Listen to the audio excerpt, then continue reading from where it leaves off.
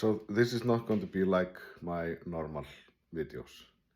Today is 30 years since me and my family survived an avalanche in Iceland.